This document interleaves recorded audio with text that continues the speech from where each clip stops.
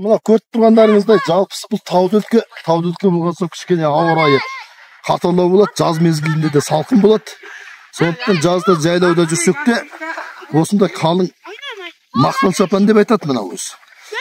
Керейлердің киетін мақтал шапан, осыны киіп аласың, одан кейін жаңағы бырт-бырт жайнап жатасың, тоңбайсың деген сөз.